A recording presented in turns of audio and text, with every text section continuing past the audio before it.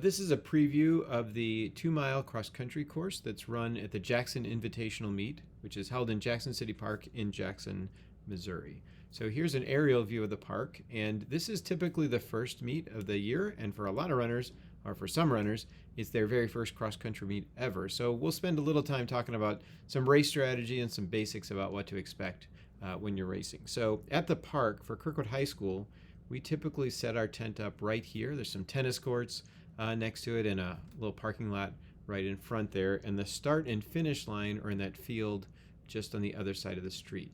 So the starting line is this yellow line right here. And at a cross-country race, the starting line is divided into numbered boxes. Each team gets a number, and all of your athletes have to line up on the starting line inside that box. Typically, your space on the starting line is wide enough for 3 or 4 runners, and then everybody else lines up. Everybody else on your team lines up behind them. The finish line in this meet is right next to the starting line. So you leave going off to the left, and you come back in from the left.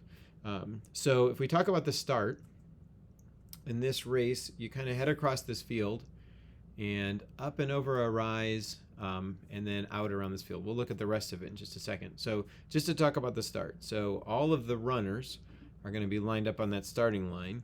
And there's a lot of fans at a cross-country meet. So a whole bunch of people are going to be lined up on both sides of the race watching this start. So there's a lot of energy. There's a lot of anxiousness, a lot of excitement. People are ready to go. And so when that gun goes off, all of the runners kind of converge on the race line and come out in a pack like this. Okay, so if we look a little closer here, you can see there's one runner right there, right? They're probably pretty excited, they're ready to go, and they took off really fast from the starting line.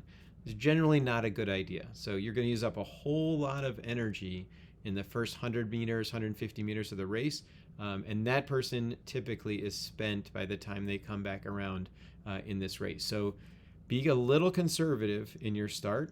Don't go way out in front. On the other hand, somebody here toward the back end may be being a little too safe, right? So you don't want to fall behind in the beginning because you're going to spend the rest of your race trying to catch up. And there's places in a cross-country meet, it's just hard to pass. So you really don't want to put yourself in a position where you have to spend the whole race passing. So neither of these places are where you want to be as you're coming out from the start of the race.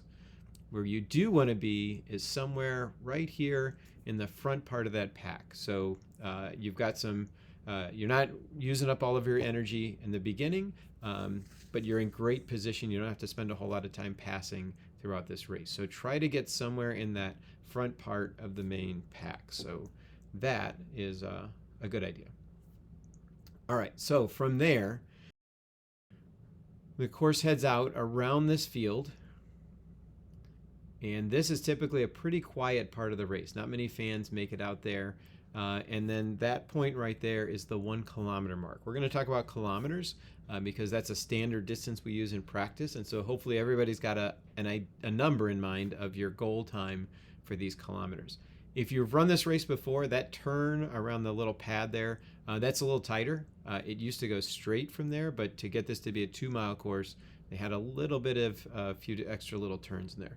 So after the 1K, 1 kilometer, we're going to wind our way around back through the start. So this is going to be pretty crowded again. Through a grove of trees, make a turn at the baseball field, wind it around the lake, and right here is the 2 kilometer mark. So there, and then the 1 mile mark on this race is right there. So as you pass behind the starting line, you go through this grove of trees. Right as you come out of those trees is the 1 mile mark. And then the 2K is just as you turn away from the lake on that far upper part of the course. After 2K, we're going to move across the top of the park and then wind our way back down, kind of some wide hairpins there. We're going to across the baseball field, and now we're tracing back through. We wind around and go to the finish. So that'll last a little bit. Again, the crowds are going to be back because everybody who was there at the start is now back there to watch the finish. So in this one, the 3K mark is right as we come back in front of our tent, and the whole course is a 2-mile course. So there's a look at the course and the distances. 2 other distances that I feel like are good to have in your mind. Right here, when you make this turn by the sort of, there's a swimming pool, there's a couple trees. There will be coaches there. That point is just about 800 meters from the finish. So if you have some experience with track distances, that's 2 laps around the track is where you are there. A 2-mile race is a relatively quick cross-country race. So there's not a whole lot of time at all to settle into this race.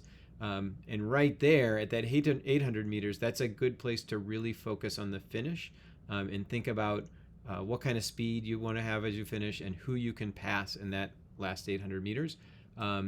Right here, now we're 400 meters from the finish. You'll actually be entering the outfield of that baseball field. There's a little gate. You'll go through that gate, entering the outfield, and that gate marks 400 meters. So that's when it's time to start going, right? You've got 1 lap around the track, and then certainly when you get to the 3K, as you make that U-turn there in the left after you've passed the tent, that's finishing kick time. So we practice all those accelerations in the park for this reason right here. So that's where you turn on that leg speed and go hard to the finish.